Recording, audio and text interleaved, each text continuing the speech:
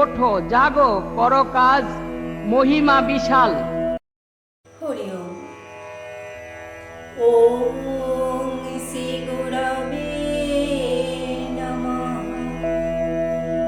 ওম শ্রী গুরবে নমঃ। ওম শ্রী গুরবে নমঃ।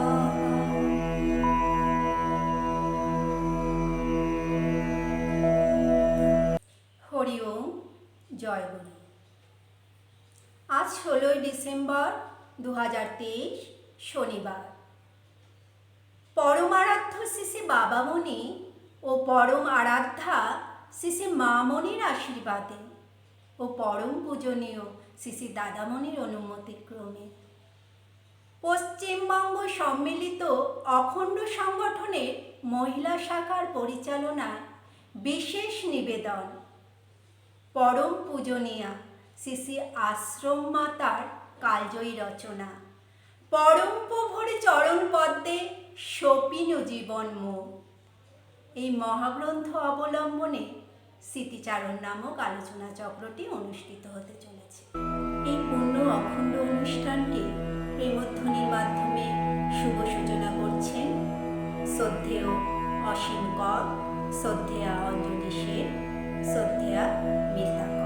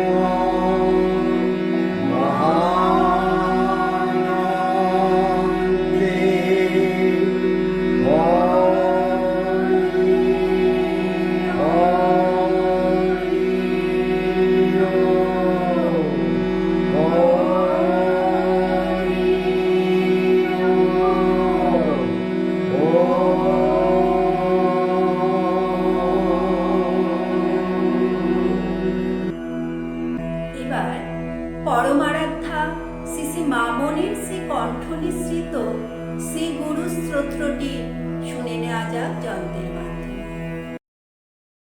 ওম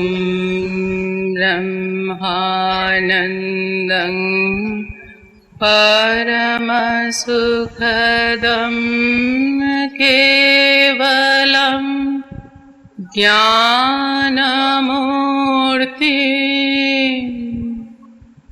দ্বন্দ্বাতীতম গগনসদৃশম তত্ত্বমস্যাদিলক্ষ্যম একং নিত্যং বিমলমচলম সর্বদা সাক্ষীভূতম ভাবাতীতম ত্রিগুণরহিতম সদ্গুরুং তং নমামি। ॐ यस्माज्जातं जगत् सर्वं यस्मिन्नेव विलीयते येनेदं धार्यते चैव तस्मै श्रीगुरवे नमः। ॐ श्रीगुरवे नमः। ॐ श्रीगुरवे नमः। ॐ श्रीगुरवे नमः। এরপর নবযুগের নবীন মেঘ পবিত্র অখণ্ড সংহিতার সুনির্বাচিত অংশ পাঠ করে শোনাচ্ছে কুমারী স্বাগতা হালদার।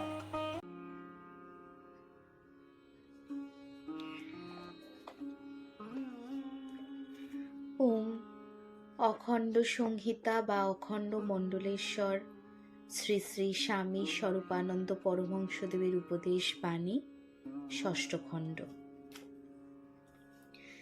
ঈশ্বর নির্ভরের স্বরূপ। শ্রী শ্রী বাবামুনি বলিতে লাগিলেন, ভগবানের নির্ভরই হচ্ছে প্রকৃত শান্তি, প্রকৃত আনন্দ। নির্ভরেই জীবনের শ্রেষ্ঠ সান্ত্বনা, পরম কল্যাণ।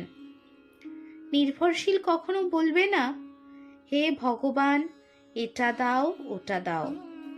নির্ভরশীলের কথা হচ্ছে, তোমার কাছে কিছুই আমার চাইবার নাই, যা তোমার খুশি দিও, যা তোমার খুশি নিও, যাতে তোমার সুখ তাই তুমি করো। আমার মন কিসে খুশি হয় আর না হয় তার দিকে তুমি তাকিও না। আমায় পাগল করে দাও, আমাকে তোমার নামে মাতাল করো, বিভোর করো। আমার সকল লৌহ শৃঙ্খল চূর্ণ করে দাও।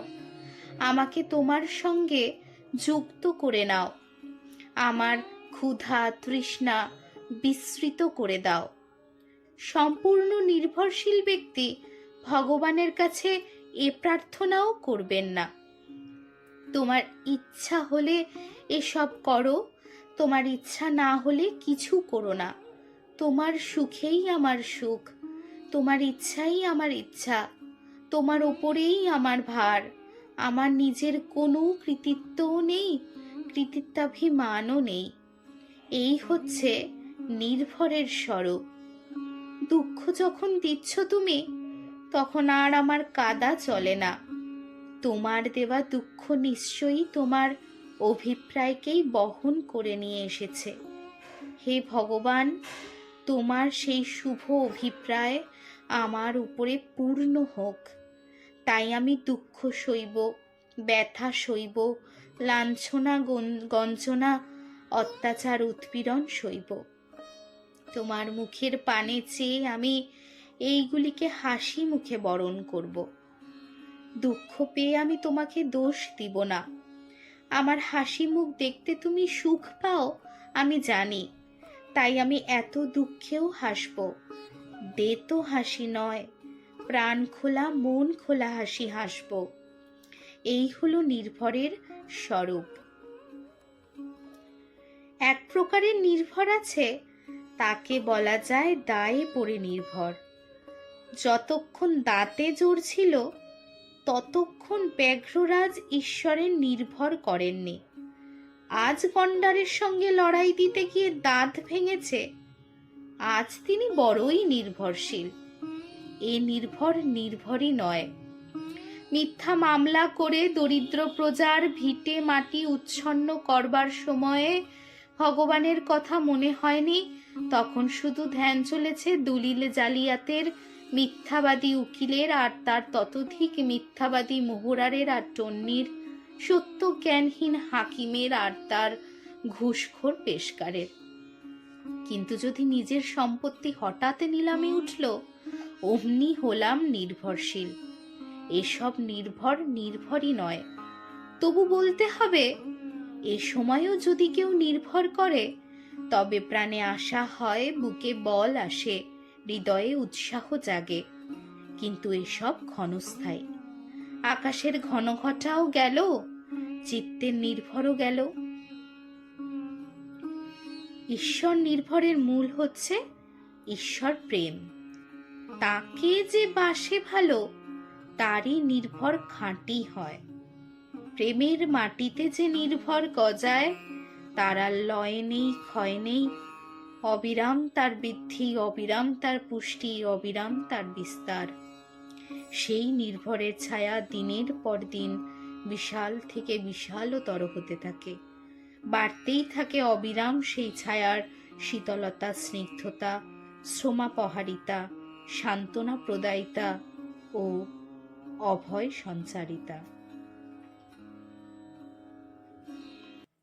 এবার আমি সকলের হয়ে প্রণাম নিবেদন করছি পরম পূজ্যপাদ অখণ্ড মণ্ডলেশ্বর আমাদের প্রাণীর ঠাকুর পরম আরাধ্য শ্রী শ্রী বাবামনের রাতুল চরণে আমাদের ভক্তি বিনম্র শত কোটি প্রণাম। পরম আরাধ্যা মহাসন্ন্যাসিনী শ্রী শ্রী মামনের শ্রী চরণ পদ্মে অনন্ত কোটি প্রণাম। পরম পূজনীয়া কৃষ্ণ সাধনার প্রতিমূর্তি শ্রী শ্রী আশ্রম মাতার শ্রীচরণে ভক্তি বিনম্র শত কোটি প্রণাম। আমরা প্রণাম জানাই পরম পূজনীয় আবাল্য ব্রহ্মচর্য ব্রতধারী নিষ্কাম নিঃস্বার্থ মহাপুরুষ শ্রী শ্রী ভাইদার শ্রীচরণে। তৎসঙ্গে প্রণাম জানাই নিখিল বিশ্ব বর্তমান অখণ্ড সংঘ প্রধান পরম পূজনীয় শ্রী শ্রী দাদামণির শ্রীচরণ। প্রতিধ্বনি পত্রিকার এবং দি মাল্টিভার্সিটির সম্পাদক পরম শ্রদ্ধেয় ডাক্তার আনন্দকমল ব্রহ্মচারীজি শ্রীচরণে শত কোটি প্রণাম। উপস্থিত অনুপস্থিত সকলকে আমার সশ্রদ্ধ জয়গুরু সম্ভাষণ। অনুষ্ঠানটির মূল পর্বে যাবার আগে আপনাদের সকলের সাথে দুটি আনন্দের সংবাদ ভাগ করে নিতে ইচ্ছে করছে। আমাদের পরম পিতার বহু কাঙ্ক্ষিত দুটি ইচ্ছা পূর্ণতা প্রাপ্তির পথে। প্রথমটি, পুপনকিতে শ্রী শ্রী বাবামনির কাঙ্ক্ষিত সর্ষের তেল উৎপাদন শুরু হয়ে গেছে। দ্বিতীয়টি, গুরুধাম মন্দির সংলগ্ন জমিটিও আমাদের ক্রয় করবার সুযোগ এসে গেছে। কিছু অংশ জমি আমরা কিনতে সক্ষম হয়েছি, আর বাকি অংশ 31শে মার্চ 2024-এর মধ্যে কিনতে হবে। তাই আমাদের আর তমঘরে আচ্ছন্ন হয়ে থাকলে চলবে না। আমাদের সর্বশক্তি নিয়ে কাজে নামতে হবে। পিতার অসমাপ্ত কার্যসমূহকে নিজ নিজ কাঁধে তুলে নেওয়া সন্তানের প্রথম ও প্রধান কর্তব্য।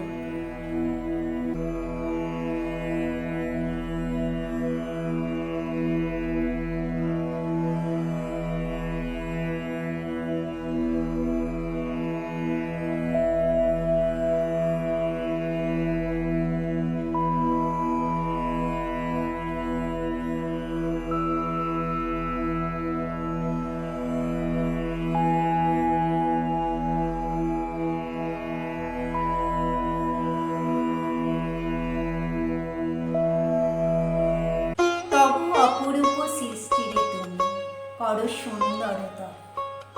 উদ্বোধনী সঙ্গীতটি পরিবেশন করছেন শ্রদ্ধেয়া স্বপ্না ব্যানার্জি।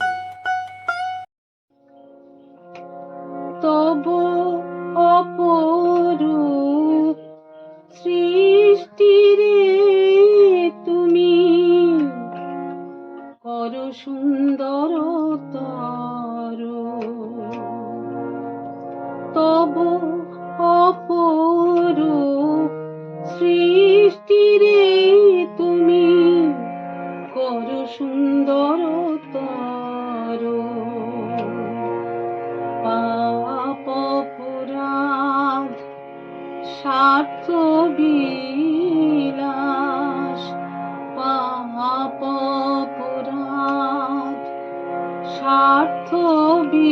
বিলাস সমূলে হরণ করো,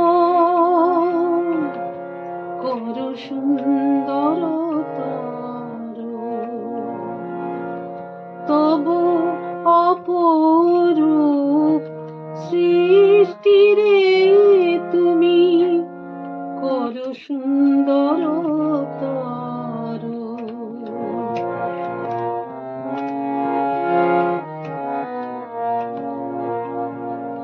পর অনিষ্ট বৃত্তিরে তুমি দূর করো অনায়াসে,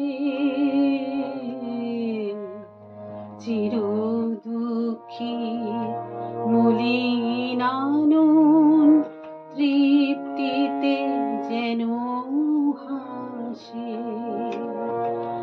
পর অনিষ্ট বৃত্তিরে তুমি দূর করো অনায়াসে,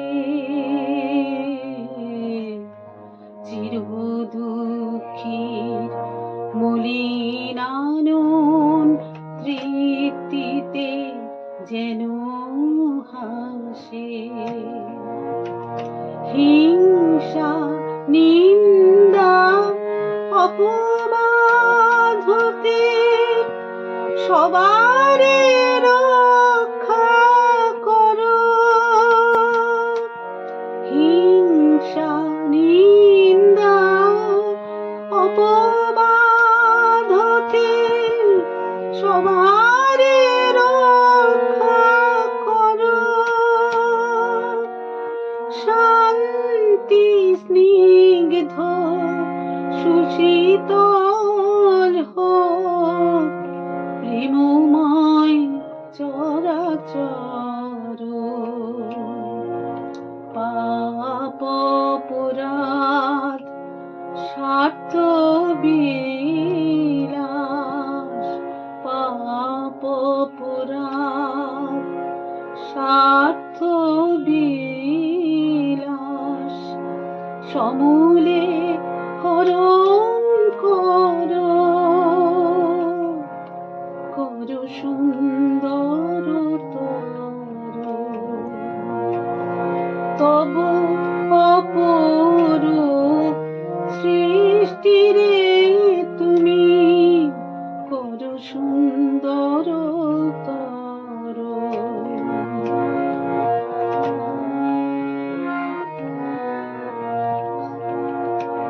ত্যাগের বহ্নি জ্বালিয়া হৃদয়ে সুমহান করো অতি নিচাশয়ে, ত্যাগের বহ্নি জ্বালিয়া হৃদয়ে সুমহান করো অতি নিচাশয়ে, বাসনা বিহীন করো কৃপাময়, বাসনা বিহীন করো কৃপাময় সকলের অন্তর, পাপ অপরাধ স্বার্থ বিলাস, পাপ অপরাধ স্বার্থ বিলাস সমূলে হরণ করো, করো সুন্দরতর তবু অপরূপ সৃষ্টিরে তুমি, করো সুন্দরতর, করো সুন্দরতর, করো সুন্দরতর।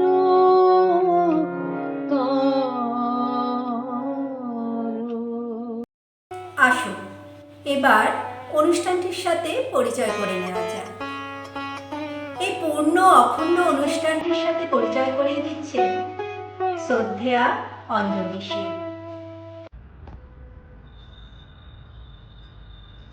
আজ আমরা এক অসাধ্য সাধনে ব্রতী হয়েছি। পরম পূজনীয় শ্রী শ্রী আশ্রম মাতার পুণ্য পুত পবিত্র সুন্দর সহজ সরল অনাড়ম্বর জীবন কাহিনী মুখের ভাষায় তুলে ধরা তো সম্পূর্ণ অসম্ভব। তা সত্ত্বেও এই মহামানবী পুণ্যগাথা শুনতে এবং শোনাতে মনে যে এক অভূতপূর্ব সুখানুভূতি হয়, তাহারই বহিঃপ্রকাশ আজকের এই আলোচনা চক্র। পরমপ্রভুর চরণপদ্মে সপিনু জীবনমু এই গ্রন্থটি আত্মনিবেদনের এক প্রকৃষ্টতম দৃষ্টান্ত। মহামানবীর জাগতিক পিতা প্রাতঃস্মরণীয় গৃহস্থ যোগী শ্রী শ্রী নগেশ ব্রহ্মচারী, মাতা মহাসাধিকা শ্রী শ্রী কাদম্বিনী দেবী হলেও তার আবির্ভাব ঘটে মূলত শ্রী শ্রী বাবামণির সাধনলব্ধ ইচ্ছা শক্তির পর। তাই অতি শৈশবকাল থেকেই বাবামণির উপর তার এক দুর্বার অদৃশ্য আকর্ষণ ছিল। সেই আকর্ষণ পরবর্তীকালে গুরু ও শিষ্যা মিলেমিশে এক হয়ে গিয়েছে। এই সুবিশাল অখণ্ড সাম্রাজ্যের ধারক, বাহক ও প্রচারক প্রভু জীবনের আদি থেকে অন্ত পর্যন্ত সুকঠোর অমানসিক কৃষ্ণ সাধন করে বাবামণির ছায়াসঙ্গী হয়ে তার কর্মের ও ধর্মের সাথে ওতপ্রোতভাবে জড়িত ছিল। অখণ্ড সঙ্গের যে দুটি মূল প্রধান প্রতিষ্ঠান, তাও এই মহামানবেরই দান, দি মাল্টিভার্সিটি ও অযাচক আশ্রম, পুণ্য তীর্থ গুরুদাম।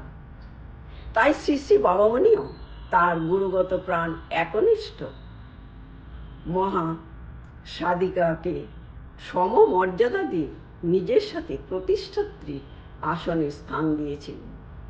নিখিল ভারত অখণ্ড সংগঠনের শাশ্বত সভাপতি পদে নিযুক্ত করেছেন।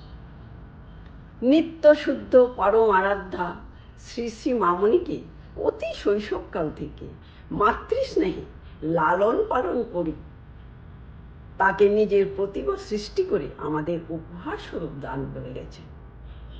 নিখিল বিশ্ব অখণ্ড সংগঠনের একমাত্র মাসিক পত্রিকা প্রতিধ্বনির তিনি প্রতিষ্ঠাত্রী সম্পাদক। তাছাড়াও এই যে অখণ্ড সাম্রাজ্যে সুবিশা সাহিত্যরাজি, তাহাও তাহারই তীর্দিল করে সংরক্ষণের পর শ্রী শ্রী বাবামণি জীবনের কিয়দাংশ অবলম্বনে ওঙ্কারের জয়যাত্রা ছায়াছবিটিও তাহার অকুণ্ঠ প্রচেষ্টার দ্বারাই সম্ভব হয়েছে। তিনি নারী জাতির পথপ্রদর্শক। এই মহামানবী জীবন আলক্ষ্য অনুকরণ করলে যে কোনো নারী প্রকৃত মাতৃত্বের মহিমায় মহিমান্বিতা হয়ে উঠতে পারে। তার ত্যাগের উপরে অখণ্ড সাম্রাজ্যটি দাঁড়িয়ে আছে। তিনি অখণ্ড সাম্রাজ্যের স্তম্ভস্বরূপ। আরো কষ্ট করে বলতে গেলে বলতে হয়, তাহার রক্ত, মাংস, মেদ, মজ্জা, অস্থি, আয়ু দিয়েই এই অখণ্ড সাম্রাজ্যের ভিত্তিপ্রস্তর স্থাপিত হয়েছে। তার উপরে অখণ্ড সংঘটি, অখণ্ড সঙ্গের সৌধটি সগৌরবে দাঁড়িয়ে আছে।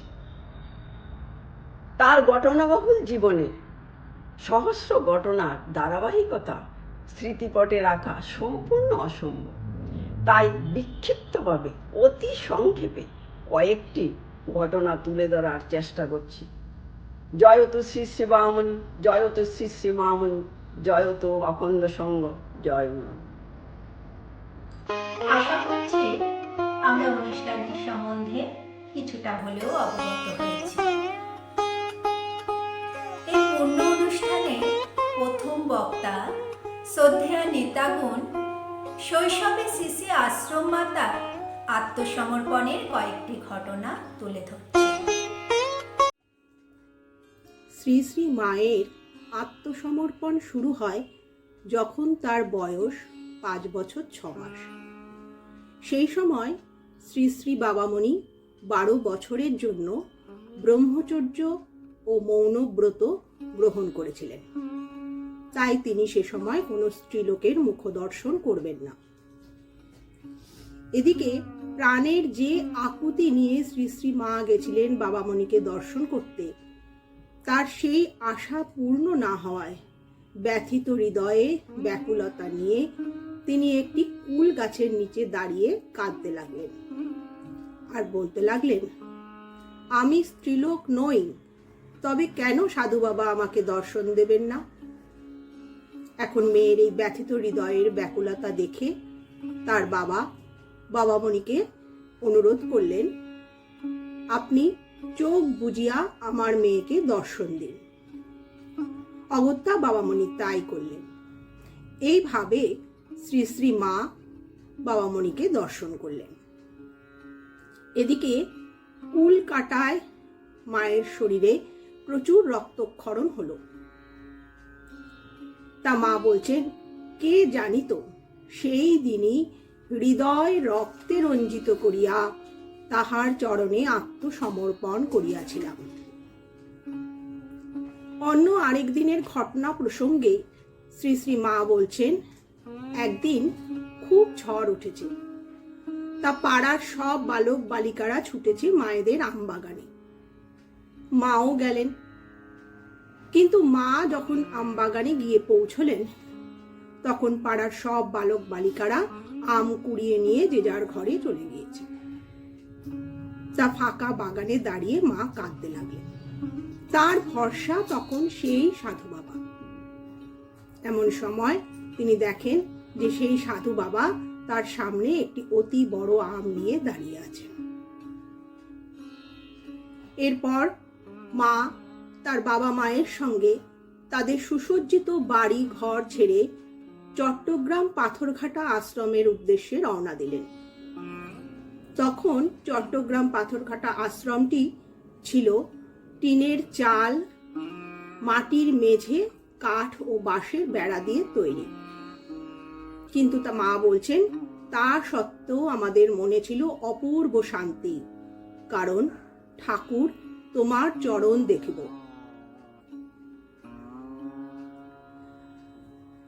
মা তার বাবা মার সঙ্গে রাতে বেলায় একদিন ঘুমিয়ে আছেন আশ্রমে। হঠাৎ শো শো করে আওয়াজ। তারা চোখ মেলে তাকিয়ে দেখেন যে ঘরের চৌকির সমান পর্যন্ত জল, এবং সেই জলে সাপ খেলা করছে।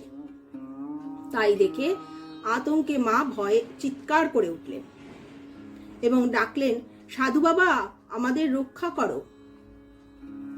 জোয়ার ভাটা তো রোজই হয়, কিন্তু প্রথম দিন ঘরে ঢুকে তারা যে ভয় পেয়েছিলেন, সেই ভয় আর রইল না। জোয়ারে জল ছুটে আসে, ভাটায় তা কর্ণফুলীর বুকে সম্পূর্ণরূপে আত্মসমর্পণ করে।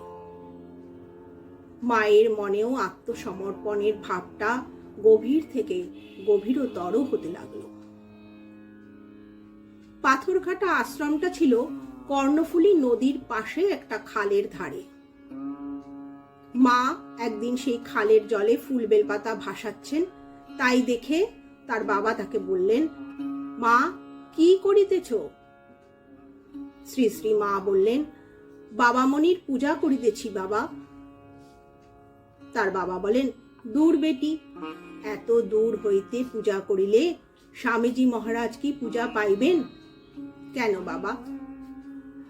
আমি এখানে বসে বাবামণির রাতুল চরণ দুখানিকে স্মরণ করে ফুল বেলপাতা ভাসালে তা ভাসতে ভাসতে ঠিক বাবামণির কাছে পৌঁছে যাবে।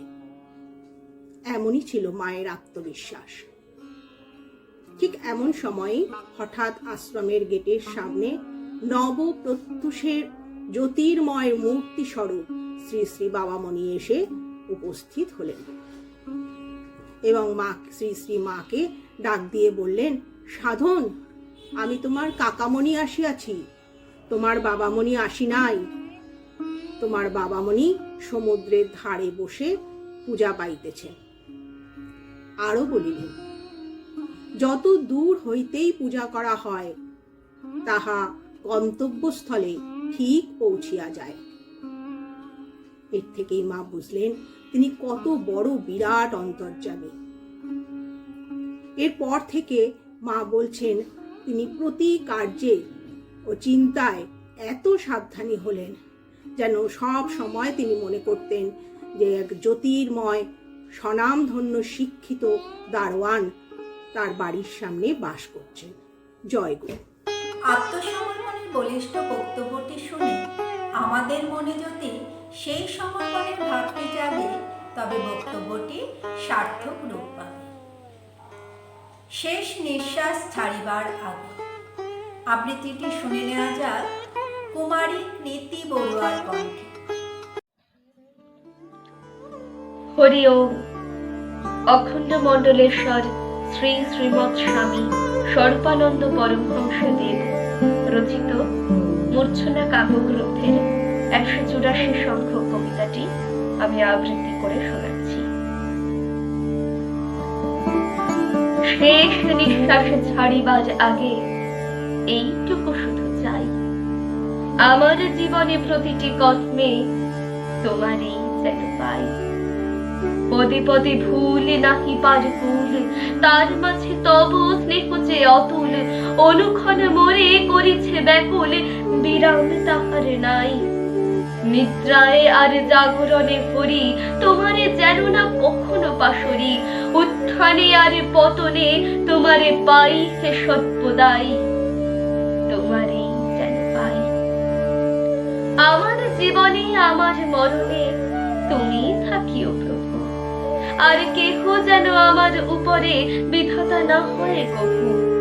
তোমার তৃপ্তি আমার লক্ষ্য, আমার কামনা তোমার সখ্য, কায়ে মন প্রাণে করিয়া ঐক্য, নিজেরে যেন বিলাই। তোমারই কোমল কমল চরণে অন্য কামনা নাই। শেষ নিঃশ্বাস ছাড়িবার আগে এইটুকু শুধু চাই, আমার জীবনে প্রতিটি কর্মে তোমারই যেন পাই, তোমারই যেন পাই। আবৃত্তিটি শুনে আমি মুগ্ধ। শৈশবে শ্রী আশ্রম মাতার হৃদয়ে করুণাময়ী মাতৃত্বের অপূর্ব মূর্তিটি সংক্ষেপে তুলে ধরছেন শ্রদ্ধেয়া মিতাদি। জমিদার বাড়ি কাজেই 12 মাসে 13 পার্বণ লাগিয়াই থাকিত। একদিন কালী পূজার স্থানে একটু দূরে কিছুটা স্থান রক্তাক্ত হইয়াছিল। শ্রী মা তার জ্যাঠামশাইকে বললেন, জ্যাঠামশাই, ওখানে এত রক্ত কোথায় আসিল? তার জ্যাঠামশাই বললেন, কালী পূজায় মায়ের সামনে পাঠা বলি দিতে হয়। শ্রী মা এই কথা শুনিয়া তার জ্যাঠামশাইকে বললেন, কেন, পাঠাটা কি মায়ের ছেলে নয়? তোমরা কেন এরকম নিষ্ঠুর কাজ করিবে? শ্রী মায়ের জ্যাঠামশাই তার মুখে এই কথা শুনিয়া চুপ হইয়া গেলেন। তাহাদের বাড়িতে বাইর হইতে 17-18টি ছেলে মেয়ে পড়াশোনা করিতে আসিত। তাহারাও মাংস দেখিয়া আনন্দ প্রকাশ করিতে লাগিল। আর ছোট্ট শ্রী মায়ের এইরম প্রশ্ন। বাড়িতে দুর্গা পুজো হইতো। দুর্গা মায়ের সামনে পাঠা বলি, মহিষ বলি, ইক্কু, চাল কুমড়া, কলা ইত্যাদি বলি দেওয়া হইত। শ্রী মা তার জ্যাঠামশাইয়ের বাবাকে পাঠা বলি, মহিষ বলিতে আপত্তি জানাইলেন। একদিন পাড়ার জেলে জ্যাঠা একটি বিরাট মাছ পুকুর থেকে ধরিয়া আনিয়া মাছটিকে মারিতেছে আর রক্ত পড়িতেছে। শ্রী মা এই দৃশ্য দেখিয়া তার বাবার কাছে গিয়া তার বাবাকে হাত ধরিয়া নিয়ে আসিয়া জিজ্ঞাসা করিলেন, বাবা, জ্যাঠামশাই এরকম করে মাছটিকে মারিতেছে কেন? শ্রী মায়ের বাবা বলিলেন, তোমার জ্যাঠা রোজই পুকুর থেকে মাছ ধরে আর আমরা খাই। শ্রী মায়ের বাবা ধোপা, নাপিত, জেলে, যে বংশেরই হোক না কেন, সবাইকে জ্যাঠা কাকা বলিয়া ডাকিবার জন্য তাহাদের এই শিক্ষা দিয়েছিলেন। কারণ তাহারাই তো তাহাদের বাড়িতে জামা কাপড় ধুইতেন, কাচিতেন। শ্রী মায়ের বাবা আবার মহা সাজে থাকিতেন। 1-2 দিনের বেশি জামা কাপড় কিছু পরিতেন না।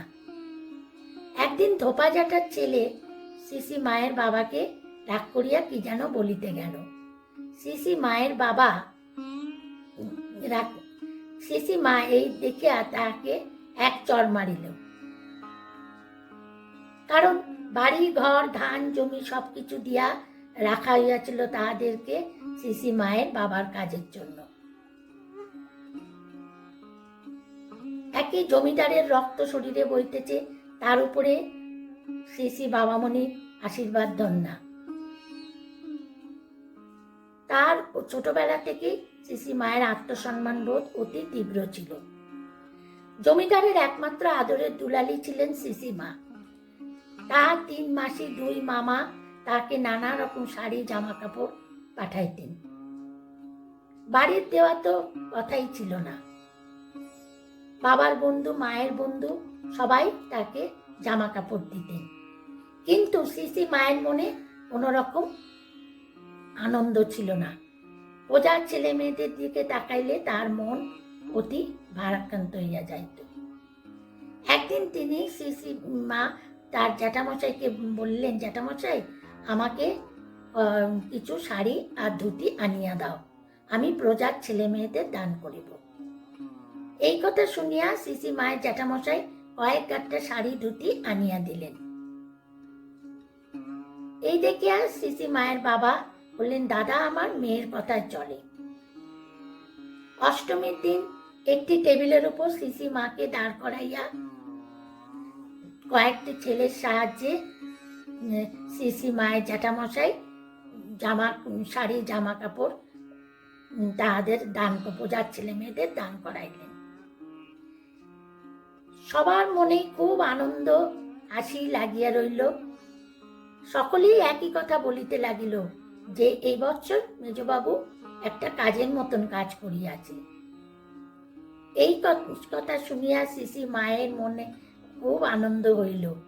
সত্যই সেই বছর শিশি মায়ের মন অতি আনন্দে ভরপুর হইয়া গিয়েছিল।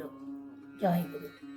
মাতৃত্বের এমন বিকাশ দেব শিশু ছাড়া অসম্ভব। তাই প্রাণ ভরে গাইতে ইচ্ছে করছে, পরম আনন্দময়ী ব্রহ্মরূপা মা আমার। সঙ্গীতটি পরিবেশন করছে শ্রদ্ধেয়া ডলি নন্দী। পরম আনন্দময়ী ব্রহ্মরূপা মা আমার, পরম আনন্দময়ী ব্রহ্মরূপা মা আমার, যে লোভেছে ও চরণ, যে লোভেছে ও চরণ, নিরানন্দ কোথা তার, পরম আনন্দময়ী ব্রহ্মরূপা মা আমার। কি বা দিবা কি বা রাতে বিশ্বাসে জ্বলিছে বাতি, কি বা দিবা কি বা রাতে বিশ্বাসে জ্বলিছে বাতি, দেখি সে বিমল ভাতি, দূরে যায় অন্ধকার, পরম আনন্দময়ী ব্রহ্মরূপা মা আমার। কে করিবে রুদ্ধ তারে, কি তারে বাঁধিতে পারে, কি করিবে রুদ্ধ তারে, কে তারে বাঁধিতে পারে, তুচ্ছ করে অসিধানে, তুচ্ছ করে কারাগার। কে করিবে রুদ্ধ তারে, কে তারে বাঁধিতে পারে। বহু জানো মেরু পড়ে, লোভিয়া সুধা সাগরে। বহু জানো মেরু পড়ে, লোভিয়া সুধা সাগরে। অনুদৃষ্টি নাহি করে, গ্রাহ্য নাহি পরপার। পরম আনন্দময়ী ব্রহ্মরূপা মা দিল ভেছে ও চরণ, নিরানন্দ কোথা তার। পরম আনন্দময়ী ব্রহ্মরূপা মা। সুরেলা কণ্ঠে সঙ্গীতটি শুনে আমরা আপ্লুত। জন্মভূমি ছেড়ে পাথরঘাটা আশ্রমে যাওয়ার পথে শ্রী শ্রী মায়ের মনে যে বিয়োগ ব্যথা ও দীক্ষাপ্রাপ্তির পরম আনন্দের জোয়ার ভাটা চলছিল, সেই সকল ঘটনাগুলি সংক্ষেপে বর্ণনা করছেন কুমারী সুকর্ণা দাস। হরি ওম। আশ্রম মাতাকে তার বহু স্মৃতি বিজড়িত বাড়িঘর, আত্মীয় স্বজন, বন্ধু বান্ধব সমস্ত কিছু ছেড়ে তাকে চলে আসতে হবে চট্টগ্রাম পাথরঘাটা আশ্রমে। তার জন্যে তো শ্রী শ্রী আশ্রম মাতার হৃদয় বড়ই ভারাক্রান্ত। এমন সময় শ্রী শ্রী সাধনা মার পিতা তাকে ডেকে কোলে বসিয়ে বললেন, মা গো, তুমি মনে দুঃখ রাখিও না, চট্টগ্রামে যাইয়া সাধু বাবা তোমাকে দীক্ষা দেবেন। কথাটা শোনা মাত্রই তিনি তার পিতাকে জড়িয়ে ধরে বললেন, আমার আর দুঃখ নাই বাবা, আমি পূর্ণ শান্তি লাভ করিলাম। চট্টগ্রামে আসার পর এরকম কয়েকদিন কাটলো। তারপর একদিন হঠাৎ সন্ধ্যার সময় সাধনা মার পিতা গেটে দাঁড়িয়ে তাকে বলছেন, মা গো, 3-4 দিনের মধ্যেই তোমার সাধু বাবা আসিবেন। এই কথা শোনা মাত্রই সাধনা মা তো ছুটে গিয়ে তার মাকে এই আনন্দের সংবাদটি দিলেন। এই সংবাদ শোনা মাত্রই সকলের মনে যেন একটা আনন্দের হিল্লোল উঠল। তারপরে শ্রী শ্রী সাধনা মার পিতা এবং তার জ্যাঠামশাইয়ের ছেলে স্টেশনে গেলেন সাধু বাবাকে আনবার জন্যে। আর এদিকে সাধনা মা তো কেবলই ঘরের মধ্যে ঘোরাঘুরি করছেন। এই সময়ে সাধু বাবা হঠাৎ ঘরের মধ্যে আসলেন। এই সময়ের অনুভূতি ব্যক্ত করতে গিয়ে সাধনা মা লিখছেন, মনে হইল পূর্ব আকাশে রোদ আর্তপ্রত্যুষে যেমন সূর্য উদিত হয়, আমার চোখে সেই দৃশ্যই ফুটিয়া উঠিল। এরপর সাধু বাবা ঘরে এলে তাকে সাধনা মা প্রণাম করলেন। তিনিও আশ্রম মাতার গায়ে হাত বুলিয়ে আশীর্বাদ করে দিলেন। স্পর্শ করা মাত্রই সাধনা মার শরীর রোমাঞ্চিত হয়ে উঠল। এরপর সাধু বাবা স্লেট নিয়ে আশ্রম মাতার উদ্দেশ্যে লিখলেন যে তাকে আগামীকাল স্নান করে নিজের হাতে ফুল, বেলপাতা, তুলসী, দূর্বা সব ঠিক করতে হবে। কথা মতোই কাজ। সাধনা মাও সমস্ত কিছু গুছিয়ে নিয়ে ঠাকুর ঘরে নিয়ে গিয়ে বসলেন। বেলা 9টায় তাঁর দীক্ষা হলো। দীক্ষা অন্তে যজ্ঞ আরম্ভ হলো। সেই যজ্ঞ সন্ধ্যা 7টায় শেষ হলো। সব শেষে আহুতি। সেই সময় সাধু বাবা সাধনামার মাতা পিতাকে ডাকলেন। তারা আসা মাত্র তিনি তাদেরকে যজ্ঞে আহুতি দানের কথা বললেন। যজ্ঞে আহুতি দিয়ে সাধনামার মা বাবা তো খুব কাঁদলেন। তখন সাধু বাবা তাদের সান্ত্বনা দিলেন। এদিকে সাধনামার পিতা তাকে আরো বললেন, আমার মেয়ে সংসারী হবে না, সুতরাং দীক্ষাতে আমি বিশেষ উৎসব করিব। মহাসমারোহে সমর্পণ উৎসব চলল। প্রকৃত দীক্ষা অর্থ তো নবজন্ম লাভ। বহু জ্ঞানী গুণী সজ্জনের উপস্থিতিতে নবজন্মের অনুষ্ঠান সম্পন্ন হলো। দীক্ষা নেওয়ার পরই সাধনামা সাধু বাবাকে বাবা বলে ডাকতে শুরু করলেন, কারণ দীক্ষা দ্বারা তো তার নবজন্ম হয়েছে। এদিকে সাধু বাবাও তাকে কোলে বসিয়ে আশীর্বাদ করলেন। এই সময়ের অনুভূতি ব্যক্ত করতে গিয়ে আশ্রমমাতা লিখছেন, আমার প্রাণীর আনন্দ 16 কলায় পূর্ণ হইল, অন্তর ভরা শুধু শান্তি আর আনন্দ। কি যে আনন্দ পাইলাম তা ভাষায় ব্যক্ত করিতে পারি না। এদিকে তাকে গেরুয়া পরিধান করতে দেখে তার মাতা পিতা উভয়ই তো খুব কান্নাকাটি করছেন। তখন তিনি তাদের বুঝিয়ে বললেন যে তিনি মাত্র 12 বছরের জন্য এই পোশাক পরেছেন।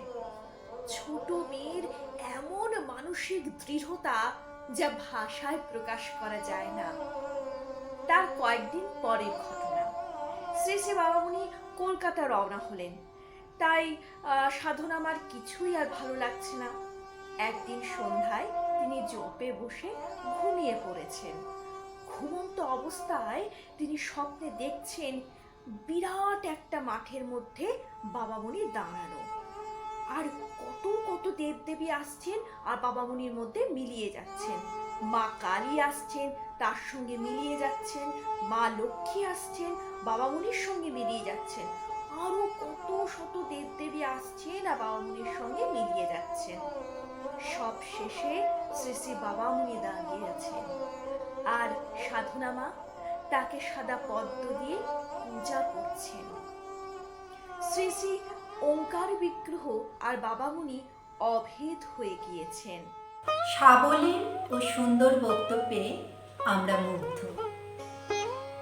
এবার একটি আবৃত্তি শুনে নেওয়া যাক শ্রদ্ধেয়া মালিয়া নস্করের কণ্ঠে, মহৎ ব্রতে দীক্ষা।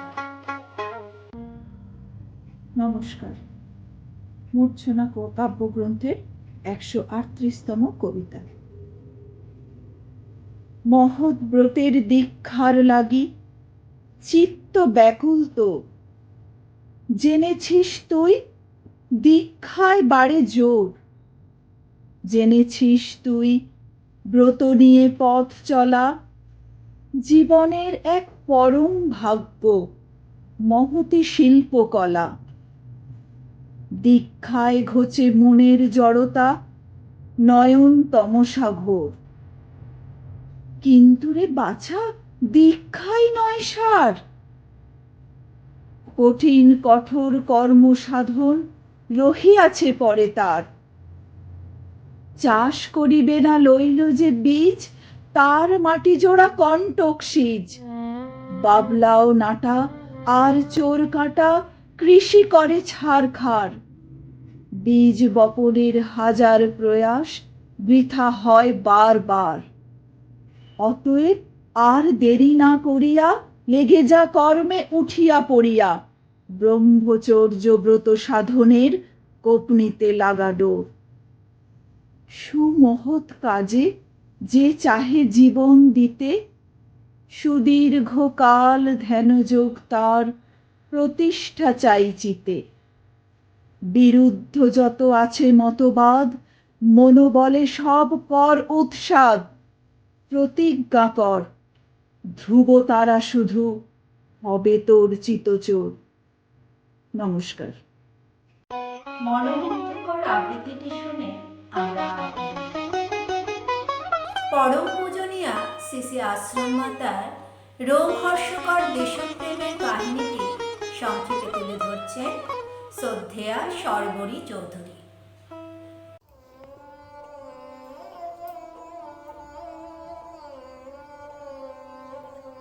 অনলবর্ষী কর্মের পথে বাণী পাঠ করিয়া কত শতজন যে দেশ ও মাতৃকার সেবায় নিজদিগকে উৎসর্গ করিয়াছিলেন, তাহার সীমা পরিসীমা নেই। সেই তালিকা হইতে শ্রী শ্রী আশ্রম মাতাও বাদ যাননি। চট্টগ্রামের অস্ত্রাগার লুণ্ঠনের কাজে শ্রী শ্রী আশ্রম মাতা অগ্রণী ভূমিকা নিয়েছিলেন। শ্রী শ্রী আশ্রম মাতা বলিয়াছেন, সূর্যদাহ, অনন্তদাহ এবং তাহাদের সহকর্মীগণ প্রায় পাথরঘাটা আশ্রমে আসিতেন। সযত্নে এবং সাবধানে সব প্রোগ্রাম লিপিবদ্ধ হইতে লাগিল এবং আমার বাক্সে তাহা সযত্নে রক্ষিত হইতে লাগিল। সেই সময় শ্রী শ্রী আশ্রম মাতার ছোট ভাইয়ের টাইফয়েড হইয়াছিল। ভাইটি তো জ্বরে অচৈতন্য।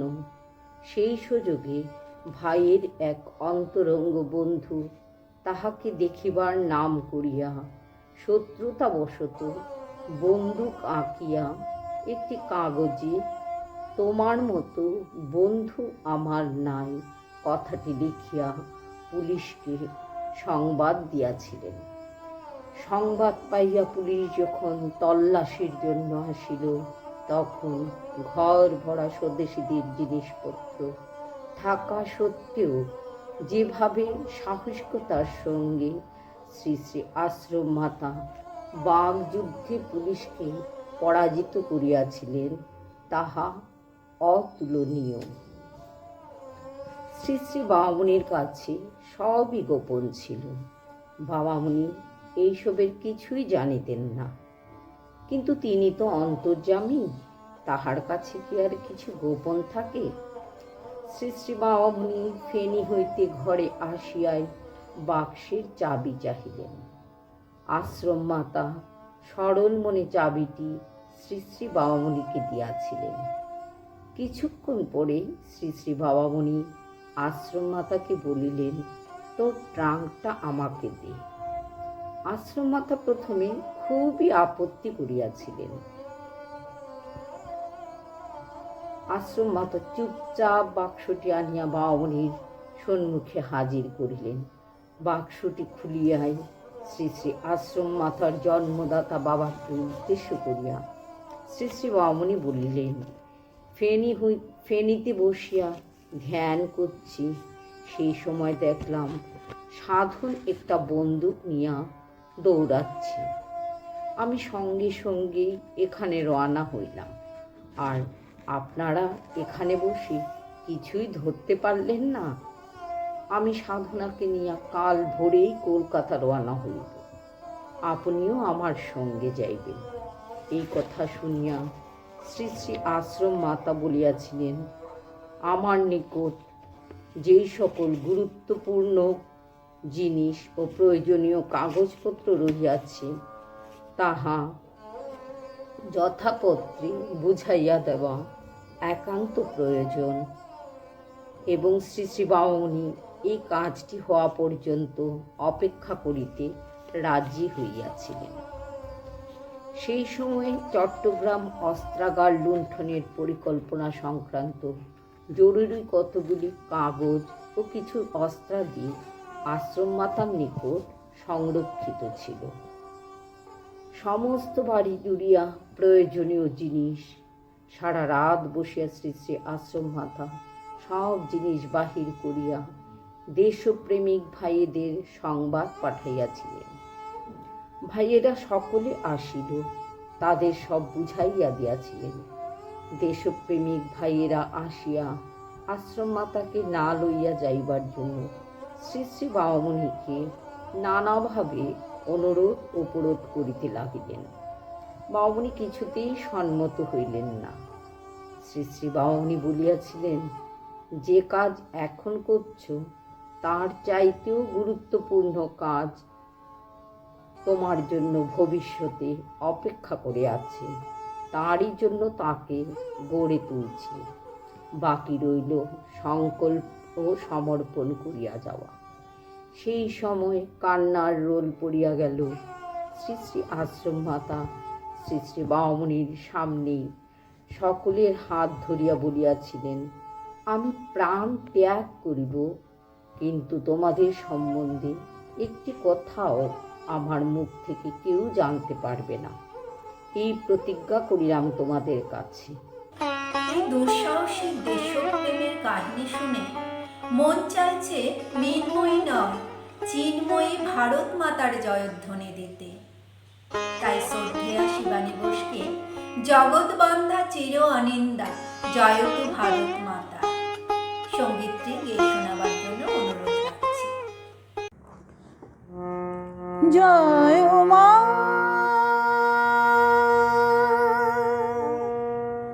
জয় তু জন্মভূমি,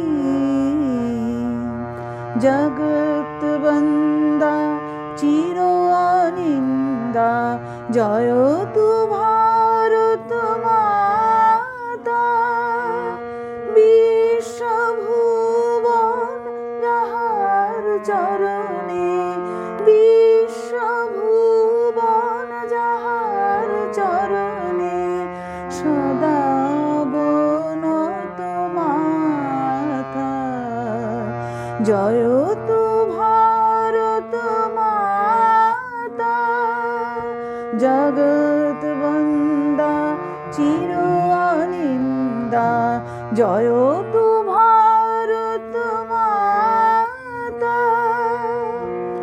রত্ন আকর অতল জলধি, যাহার চরণ চুমি, জয় তু পুণ্যভূমি,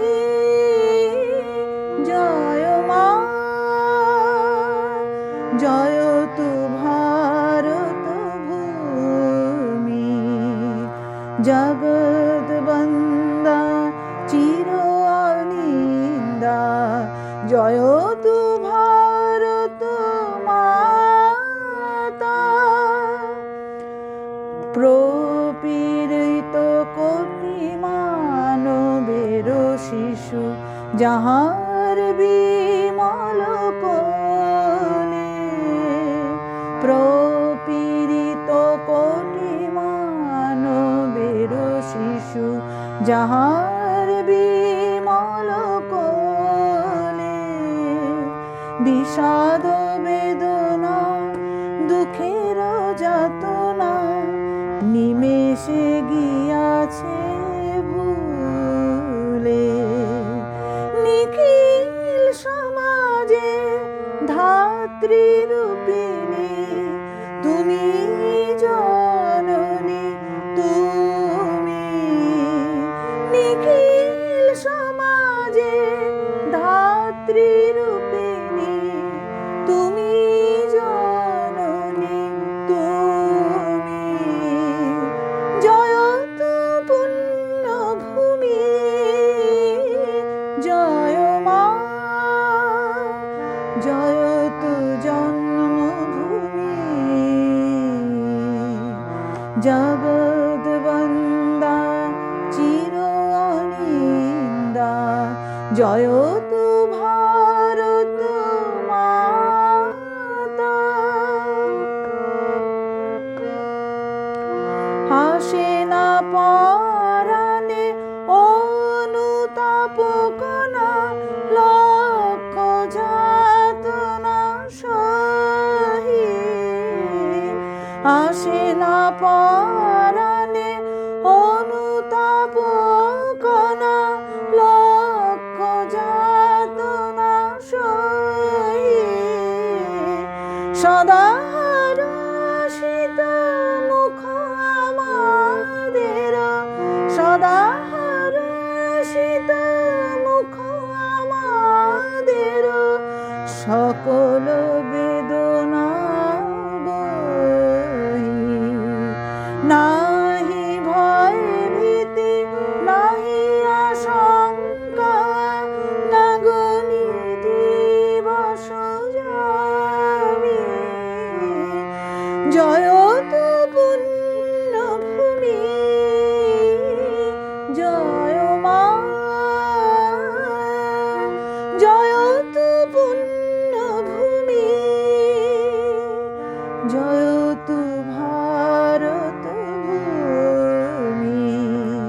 জগৎ বন্দা চির অনিন্দা, জয় তু ভারত মাতা, বিশ্বভুবন যাহার চরণে, বিশ্বভুবন যাহার চরণে, সদা অবনত মাথা, জয় তু ভারত মাতা, জয় তু ভারত মাতা, জয় তু ভারত মাতা।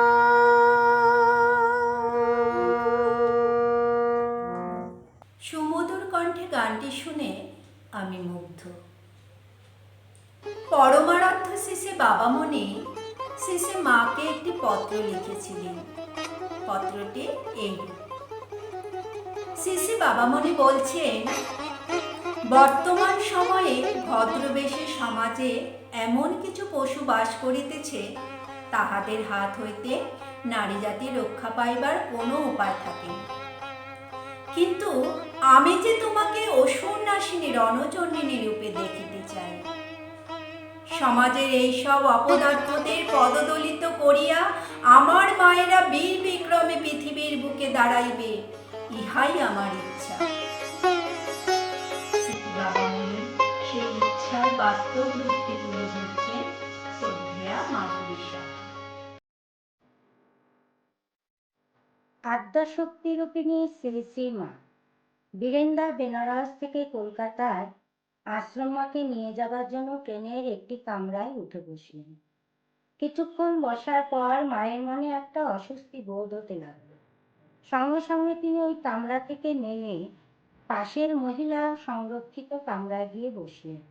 ওই কামরায় বহু গয়নায় সুসজ্জিত একটি নববধূ জড়সড় হয়ে একাকী বসেছিল। মাকে গাড়িতে উঠতে দেখে সে একটু বুকে বল পেল। ট্রেন চলতে লাগলো। হঠাৎ দরজার সামনে তাকিয়ে দেখে সাক্ষাৎ যমদূতের মতো একটি লোক দরজার সামনে দাঁড়িয়ে আছে। ঘন কৃষ্ণবর্ণ, বিশাল শরীর, বাবরি চুল, বিরাট সুবিন্যস্ত গোঁফ ও দাড়ি, কঠোর দৃষ্টি, পোশাকে বৈশিষ্ট্য, মাদকাসক্তের মতো কঠোর দৃষ্টি, সবকিছু মিলে এক ভয়াবহ চিত্র। মাঝে মাঝে রক্ত চক্ষু মিলে তাদের দিকে তাকাচ্ছে। স্টেশন আসলে সে নেমে যায়। ট্রেন চলা শুরু হলে লোকটি আবার গেটের ধারে দাঁড়িয়ে থাকে।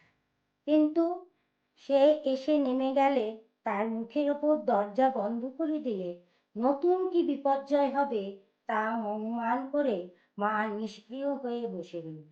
যখন সাক্ষাৎ যমদূতের মতো লোকটি স্টেশনে নেমে গেল, মা তখন নববধূটিকে বলে যদি সে একটু তাকে সাহায্য করে তবে লোকটিকে সে আর ট্রেনে উঠতে দিতে পারে না। ভয়ে সে এমন আড়ষ্ট হয়ে পড়েছে যে তার নড়বার ক্ষমতা পর্যন্ত নেই। সাহায্য করা তো দূরের কথা, আত্মরক্ষার উপায় কিছু করতে হলে মাকে একাই করতে হবে। তিনি শ্রী শ্রী বাবামণিকে স্মরণ করে বললেন, হে প্রভু, আমাকে পূর্ণ শক্তি দাও। একদিন একটি পত্রে শ্রী শ্রী বাবামণি লিখেছিলেন যেন সমগ্র নারী জাতির ভিতরে তীব্র সংকল্পের এমন আগুন জ্বালিয়ে দিতে পারে যাতে প্রত্যেক নারী বৈরী অত্যাচারী দগ্ধ করে। এই উপদেশটি অন্তরে স্থাপন করে শ্রী শ্রী মা বললেন, হে প্রভু, আমাকে পূর্ণ শক্তি দাও। দুঃসাহসে ভর করে তিনি তার জলের ঘটিটি নিয়ে স্নান ঘরের দিকে যাবার জন্য তৈরি হল। লোকটি সচকিত হয়ে মায়ের দিকে তাকালো। লোকটির দৃষ্টি ভয় পাবার মতো। আশ্রমা স্বাভাবিক থাকার চেষ্টা করল। পুনরায় পরিত্রাতা বাবামণিকে স্মরণ করে মনে দৃঢ় সংকল্প নিয়ে ঘটি হাতে স্নান ঘরের দিকে এগিয়ে গেলেন। স্নান ঘরে ঘটি রেখে শক্ত করে শাড়ির আঁচলটি কোমরে গুজে একাগ্র চিত্তে বাবামণিকে স্মরণ করে স্নান ঘর থেকে বের হলেন। এই নাবালিকা তার কি ক্ষতি করতে পারে, এইরূপ চিন্তা করেই হোক বা অন্য কোনো কারণেই হোক, লোকটি মায়ের দিকে ফিরে তাকালেন না। আশ্রম মা মুহূর্তের মধ্যে টেনের দরজার সঙ্গে নিজের পাটি আটকিয়ে দু পায়ের উপর শরীরের ভারসাম্য রক্ষা করে শরীর ও মনের সমস্ত শক্তি একত্রিত করে দুই হাত দিয়ে লোকটির দিকে প্রবল জোরে এক ধাক্কা। লোকটি নিশ্চিত এই আক্রমণ কল্পনা করতে পারেন। এক ধাক্কাতে লোকটি চলন ট্রেন থেকে ছিটকে বাইরে পড়ে গেল এবং সেই পতনের শব্দ এসে গেল। এরপর মা ট্রেনের দরজা ভিতর থেকে বন্ধ করে শক্ত হাতে ধরে দাঁড়িয়ে থাকেন। এই দৃশ্য দেখতে বধূটি ভয়ে আতঙ্কে প্রায় অচেতন হয়ে সিটের ওপর পড়ে রইল। লোকটি আবার উঠে আসে কিনা এই চিন্তায় বধূটির নিকট মা যেতেও পারছিলেন না। দরজায় দাঁড়িয়ে প্রাণপণে বাবামণিকে স্মরণ করতে লাগলেন। বেশ কিছু সময় চলে যাবার পর তিনি নববধূটির কাছে গিয়ে সান্ত্বনা দিয়ে কিছুটা সুস্থ করে তুললেন। পরের দিন সকালে কলকাতায় পৌঁছে আশ্রম মা বাবামণিকে সমস্ত ঘটনা বিস্তারিত বললেন। বাবামণি সব কিছু শুনে মায়ের সাহসিকতার সন্তুষ্ট হলেন এবং তাকে আশীর্বাদ করলেন। এই ঘটনা কাউকে বলতে নিষেধ করলেন। পরের দিন শ্রী শ্রী বাবামণি সকালে সংবাদপত্র পাঠ করার সময় মাকে ডেকে পাঠালেন। পত্রিকায় ছাপা হয়েছে যে হাজারিবাগ জঙ্গলের মধ্যে এক কুখ্যাত দস্যুর মৃতদেহ পাওয়া গিয়েছে। সংবাদের সাথে ছবিও ছাপা হয়েছে। ওই মহাপাপী দীর্ঘদিন ধরে নানা অত্যাচার ও মহাপাপী কাজ করছিল। পুলিশ হাজার চেষ্টা করে তাকে ধরতে পারছিল না। এই অত্যাচারের নিপাত যাওয়ায় সকলেই সন্তুষ্ট। সংবাদদাতার এই দস্যুর বিনাশকারী সুস্থ ও সুদীর্ঘ জীবন প্রার্থনা করছি। সাবলীল ও সুন্দর বক্তব্যে আমরা শুনছি। এবার কয়েকটি সঙ্গীতের নির্বাচিত অংশ আবৃত্তি করে শোনাচ্ছেন শ্রদ্ধেয়া প্রিয়াঙ্কা জোয়ারদার। মানুষ যখন মানুষে ঠকায়, চালায় প্রবঞ্চনা, নরশনিতের তর্পণে চলে তোমার পূজার্চনা, নরবুণ্ডের মালায় তখন তব অভ্যর্থনা। পদসংঘাতে কাঁপিয়া মেদিনী চলে রে বীরের দল, লুপ্ত বীর্য সুপ্ত শৌর্য কেন রে থাকি বিবন। জাগ্রত কর সুপ্ত প্রতিভা, উদ্যত কর সর্বশক্তি। দিক দিগন্তে তাণ্ডবে নাচে রাক্ষসীরা, ছুটে এসো আজ মানুষের মাঝে কে আছো সেরা। অত্যাচারী রমণীর ক্রন্দন শুনি যার প্রাণে জাগে না প্রতিবেদন। ধন্য বিধাতা সেও করিয়াছে মানুষ দেহ ধারণ। অত্যাচারী অধার্মিকের উৎপীড়নের চাপে সত্যের কি করব অস্বীকার। তা হবে না হে বিধাতা, সত্যের প্রতাপে মৃত্যুবরণ করব অঙ্গীকার। মনোমুগ্ধকর আবৃত্তিটি শুনে আমরা মুগ্ধ। শ্রী শ্রী আশ্রম মাতা ছিলেন জমিদার পরিবারের একমাত্র আদরের রাজকন্যা। তার আদরের সীমা পরিসীমা ছিল না। মুখ থেকে কোনো কথা বেরোলে তার সাথে সাথে হাজির হতো। এহেনু রাজকন্যার বিরলতম কৃষ্ণ সাধনার কথা শুনে নেওয়া যাক শ্রদ্ধেয়া স্মৃতিকণা কাঞ্জিলালের মুখে। বৃহৎ অখণ্ড সংগঠনের চতুস্তম্ভের একটি অন্যতম স্তম্ভ স্বরূপা হলেন পরম পূজনীয়া ব্রহ্মচারিণী শ্রী শ্রী সাধনা দেবী, আমাদের আশ্রম মাতা। অভিক্ষার আদর্শকে রক্ষা এবং অখণ্ড আদর্শকে প্রতিষ্ঠিত করবার উদ্দেশ্যে স্বেচ্ছায় এমন কৃচ্ছ সাধন বরণ করে নেওয়ার দৃষ্টান্ত পৃথিবীর ইতিহাসে আর নেই। এই প্রসঙ্গে শ্রী শ্রী মায়ের লেখা পরম প্রভুর চরণপদ্মে সপিনু জীবনমোর বইটি থেকে একটি মর্মস্পর্শী ঘটনার উল্লেখ করতেই হয়। শ্রী শ্রী আশ্রম মা কিশোরী বেলায় বেনারসের অন্নপূর্ণা স্ত্রী শিক্ষালয়ে পাঠরতা ছিলেন। একবার উত্তরপ্রদেশের বারাণসী হিন্দু ইউনিভার্সিটিতে সুতা কাটার একটি প্রতিযোগিতা অনুষ্ঠিত হয়। এই প্রতিযোগিতায় আশ্রমের সকল মেয়েরা যোগ দিতে যাবে, তাই শিক্ষালয়ের মা সরোজিনী দেবী আমাদের মাকে সকল মেয়েদের সঙ্গে প্রতিযোগিতায় যেতে বলেন। কিন্তু মা খুবই সংকোচে পড়ে যান, কারণ মায়ের একখানা মাত্র কাপড়। প্রত্যহ স্নান সেরে কাপড়টি ধুয়ে অর্ধেকটি গাছে দিয়ে বাকি অর্ধেকটি পরিধানেই শুকিয়ে ব্যবহার করতেন। শিক্ষালয়ের মা এবং শ্রী শ্রী বাবামণি কেউই এই অবস্থার কথা জানতেন না। এমনই অযাচকত্বের প্রতিমূর্তি ছিলেন আমাদের আশ্রম মাতা। এবং উল্লেখযোগ্য বিষয় যে এই সুতা কাটা প্রতিযোগিতায় তিনি অংশ নিয়েছিলেন এবং প্রথম পুরস্কারের মেডেল লাভ করেছিলেন মহাত্মা গান্ধীজির হাত থেকে। তিনি ছিলেন শ্রী শ্রী বাবামণির কৃচ্ছ সাধনা এবং সর্বকার্যের ছায়া সঙ্গী। পুপুনকির কৃচ্ছ সাধনার কথা তো ভাষায় বর্ণনা করা শুধু কঠিন নয়, অসম্ভব। শ্রী শ্রী মায়ের শ্রীমুখ নিঃসৃত একটি ঘটনা বলছি শ্রী শ্রী মায়েরই ভাষায়। পুপুনকি আশ্রমে সবসময় পেট ভরিয়া খাওয়ার সুব্যবস্থা ছিল না। গাছের পেঁপে, কুমড়া, ঢেঁড়স, পলাশ পাতা ও অন্যান্য শাকসবজি সিদ্ধ করিয়া খাওয়া হইত, তাও প্রয়োজনের তুলনায় অত্যল্প। তাহাতে আমাদের মনে কোনো দুঃখ ছিল না।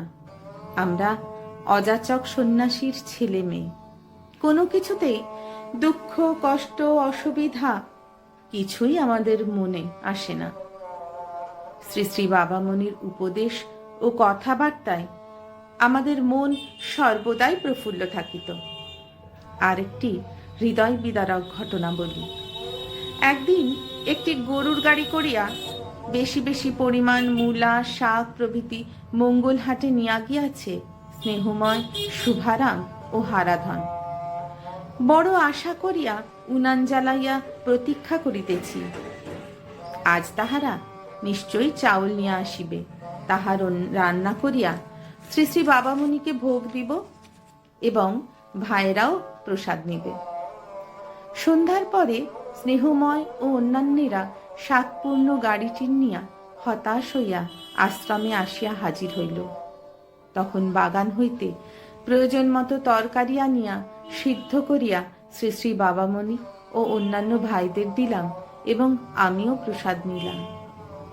পরের দিন বাগান হইতে কিছু বরবটি, পেঁপে, কুমড়া, ঢেঁড়স আনিয়া স্নেহময়কে দিলাম মহুদা ও কাতরাস বাজারে অথবা বাসায় বাসায় ফেরি করিয়া বিক্রয় করিবার জন্য। আজ বাজারে পাঠাইয়া কোনো ইচ্ছা বা আশা অন্তরে না রাখিয়া ইট টানার কাজে আমরা লাগিয়া গেলাম। বেলা 12টা পর্যন্ত কাজ চলিল।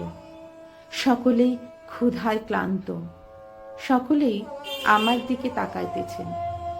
আমি সকলকে ইশারা করিয়া বলিলাম, বাবামণির দিকে তাকাও। শ্রী শ্রী বাবার ওই গান রহিয়াছে, একজনারে জানলে আপন, বিশ্বভুবন আপন তোর।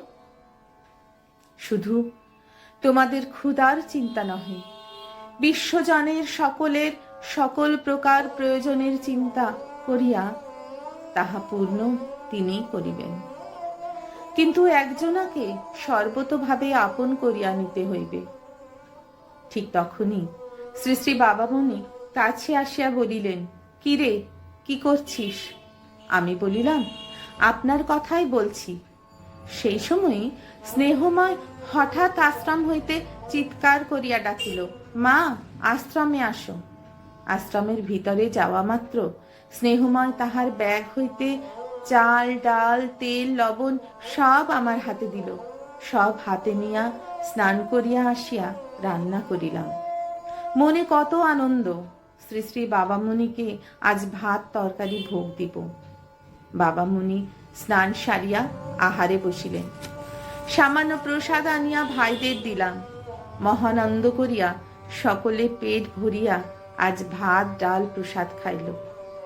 আনন্দে চোখের জল ফেলিতে ফেলিতে বলিলাম, বাবামণি, তোমার উপরে সম্পূর্ণ নির্ভর করিতে পারি না বলিয়ায় নিজেদের কথা নিজেরা চিন্তা করিয়া মরি।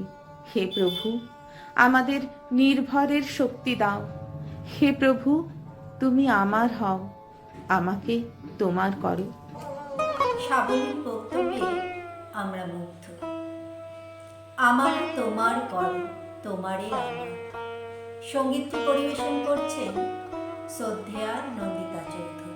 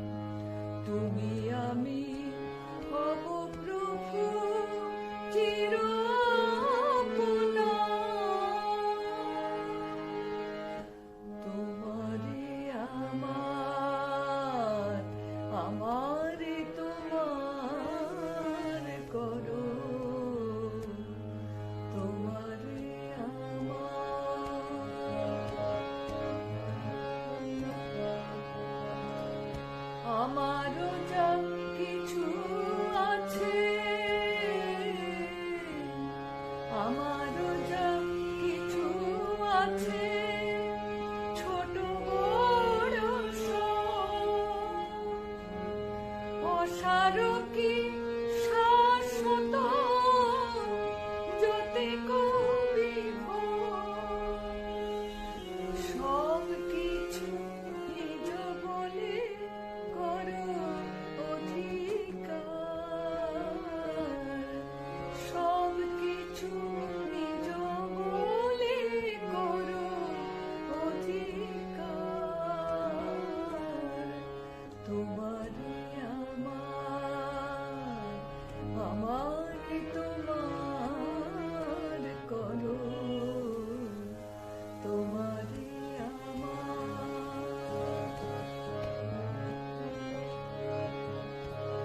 চরণ বাড়াই দাও আমারও কাছে,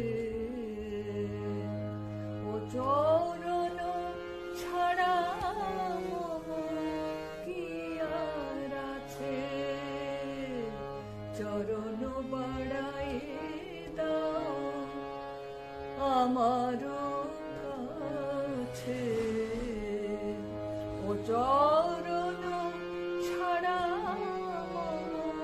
কি আর আছে।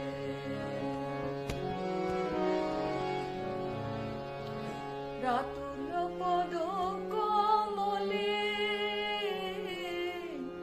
রাতুল পদ কমলে, পুজিব নয়ন জলে, রাতুল পদ কমলে, পুজিব নয়ন জলে, ঘুচিবে তাপ জ্বালা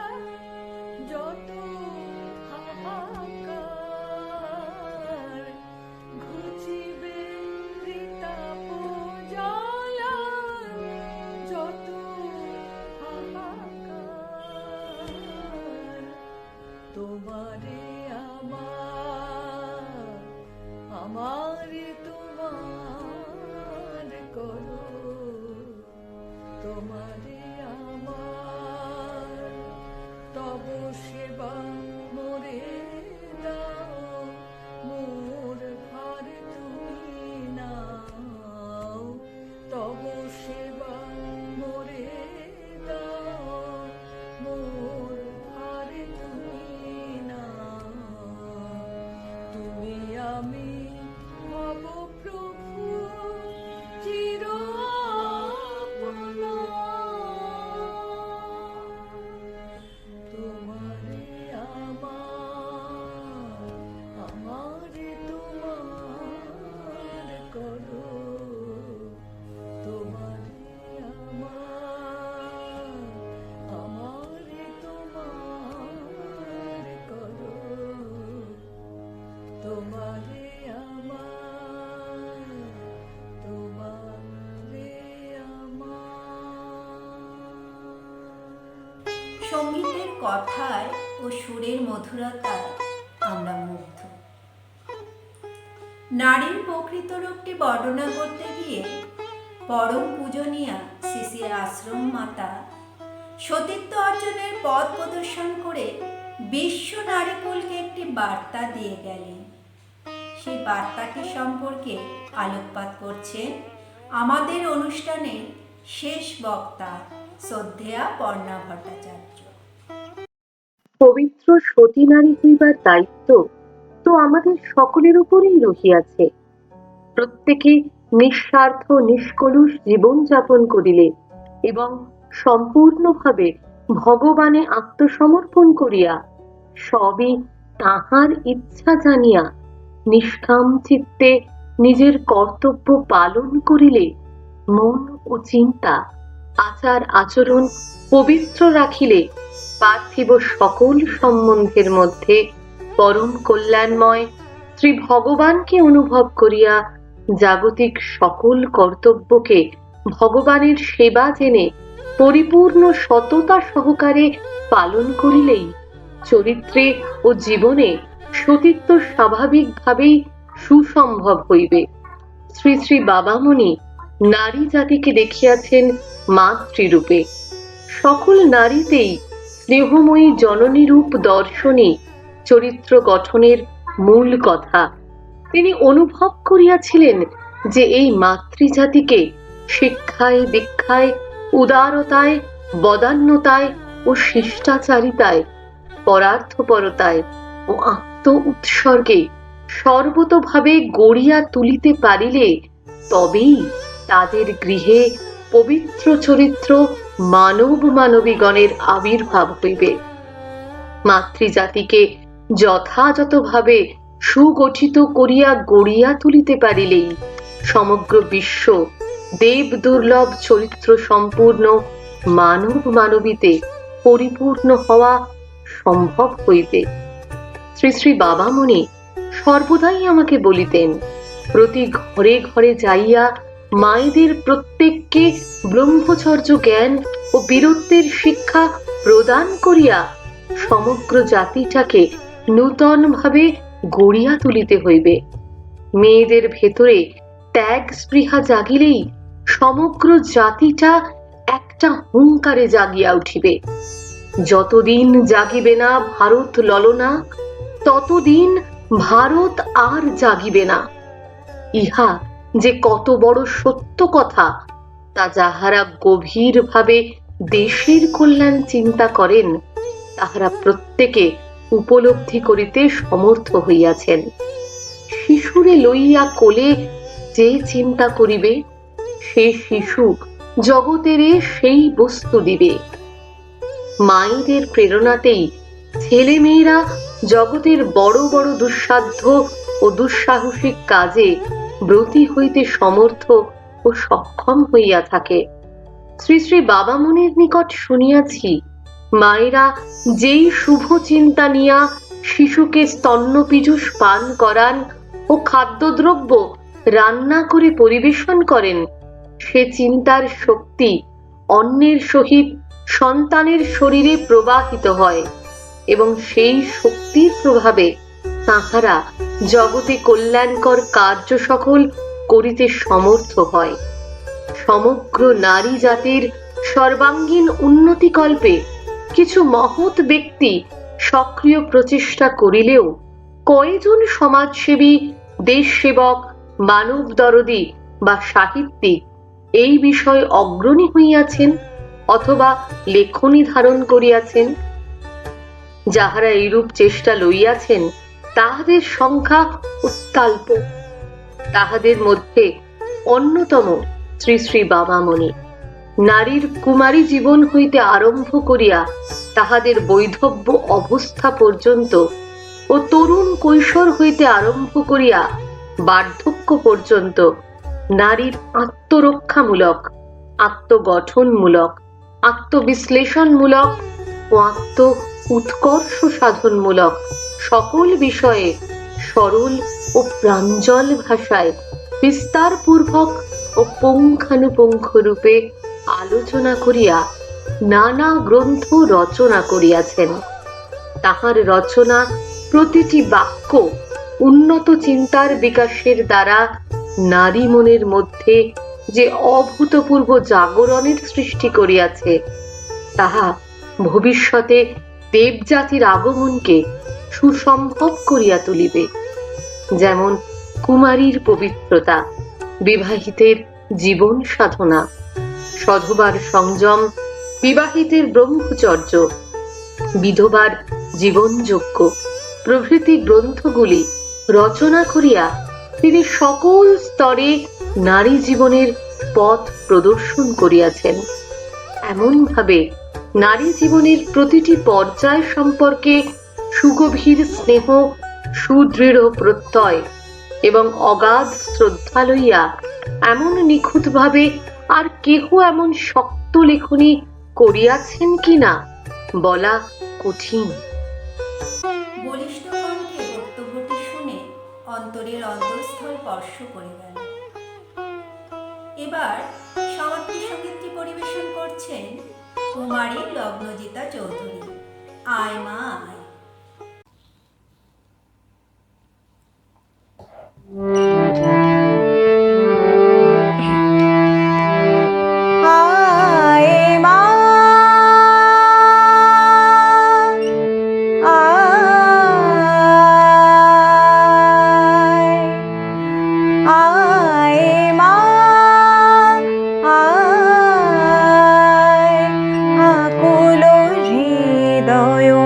অধীর আবেগে চরণ চুমিতে চায়, আয় মা আয়। আকুল হৃদয় অধীর আবেগে চরণ চুমিতে চায়, আয় মা আয়।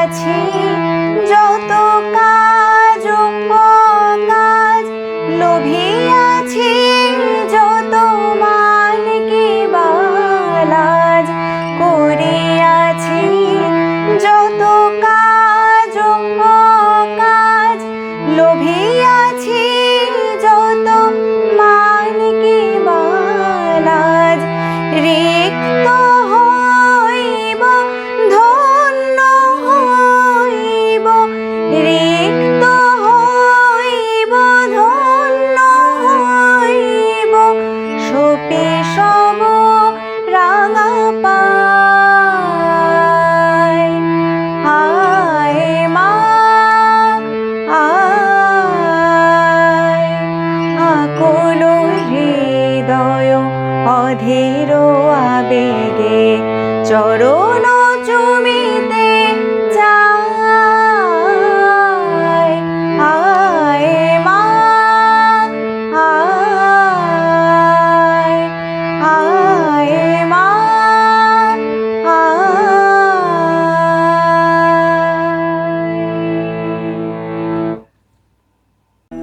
এই পূর্ণ অখণ্ড অনুষ্ঠানটি পরিকল্পনা, পরিচালনা, গ্রন্থনা শ্রীমতী অঞ্জলি সেন।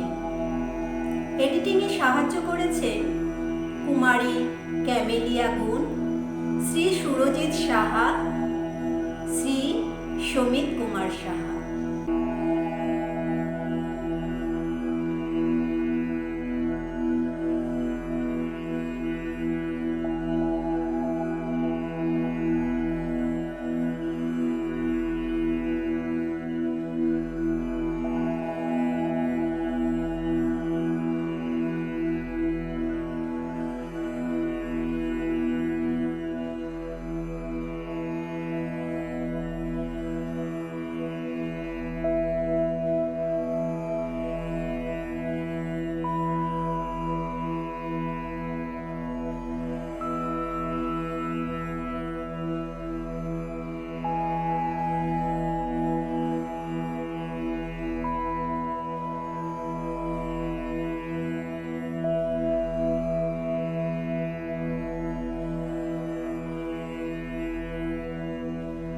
যাদের সার্বিক সহযোগিতায় আমরা এই অনুষ্ঠানটি সুসম্পন্ন করতে পেরেছি, তাদের সকলকে অন্তরের অন্তঃস্থল থেকে কৃতজ্ঞতা ও ধন্যবাদ জানাচ্ছি।